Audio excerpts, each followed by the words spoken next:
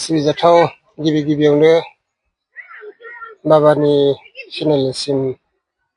गोजोन हामलायनाय जासिहरनायजों लोगोसे नैबे फैबाय थानाय जोंनि 52थि बोसोरसालिया जथुमा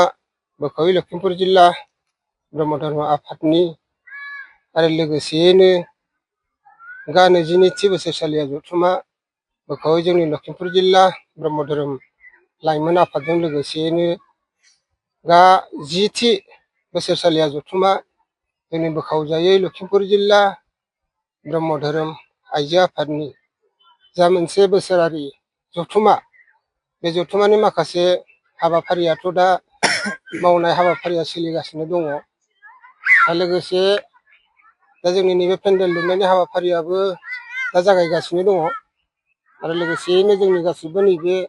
रायजो राजा आइ आफामोनहाबो जेरै मावनांगौ बेफोरबायदि साखाफारायै खामानियाव नांथाबगासिनो दङ। बेसेबांसो धोरोमारि थान्दैफोरखौ बाहागो बेयावथ' जोंनि जिल्ला हिसाबै जिहेतु जोंनि जिल्लानिनो जिहेतु बोसोरारि मोनसे अधिवेशन जाबाय नालाय बे अधिवेशना गासै जोंनि बेयाव नुजाथि फैनांगौनि हिसाबखौथ' जोङो 700 एबा 800नि गेजेराव पपुलेसना फैथारनांगौ होननानै जोङो माबा खालामनाय आसा दङ आरोखि जों जिहेतुनाखि बोसोरसालिया जथुमा धोरोमनि बेलायाव मा आयदाखौ लानानै सावरायनाय धोरोमनि आयदायाव जों बेखौनो लानानै जे जोङो बोसोरै जों अधिवेशन खुंनाय जायो जिहेतु मानसिनि बेलायाव थांना थानाय बेलायाव जोंनो माखासे धोरोमारिनि सोमोन्दै एबा धोरोमनि सोमोन्दै गोबां सावरायलायनायनि गेजेरजों धोरोमनिफ्राय जों माखासे गियानखौ मोननो थाखाय माखासे जोङो मोननांगौ बाथ्राफोरखौ जों गुवारै मिथिनो थाखाय जों बे अधिवेशनखौ जोङो लानाय जायो। नैबे हाबाफारि बोसोरसालिया जथुमा बेवहायनो जे नोंथांमोना सोर आलासिखौ ओरैनो हांख्रायहरनाय आलासि हिसाबैथ' जोंहा जोंनि गाहाय आलासि हिसाबै जोंनिनो दुलाराय ब्रह्म धर्म आफादनि गाहाय आफादगिरि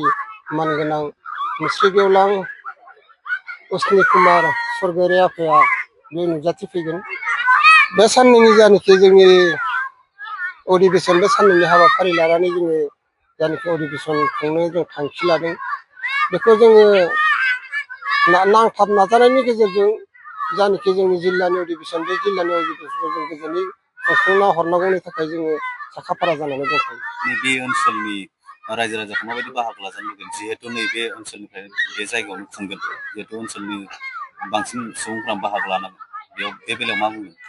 बे बेलायाव जों ओरैबायदि जोङो सावरायनानै दोनखादों जिहेतु जोङो बे मेलखौ आबुङै जाफुंसार जाहोनांगौ नालाय जोंनि माखासे जोंनि ओनसोलनिनो माखासे माहारियारि आफादफोरखौ जों लोब्बा लानानै जों सावरायलायनाय जाखादों गुवारैनो जिहेतु नांगौ समाव बिथांमोनहाबो जोंखौ हाजासे सहयोग खालामगोन हेफाजाब खालामगोन आरो लोगोसे ओनसोलनि जोंनि एरियायावनो थानाय माखासे गुबुन गुबुन धोरोमारि आफादफोर दङ जे बिथांमोनखौबो जों लानानै सावरायदों जे बिथांमोनहाबो जेन नैबे हाबाफारियाव आबुङै हेफाजाब होगोनखौ बिथांमोनहाबो खावलायदों।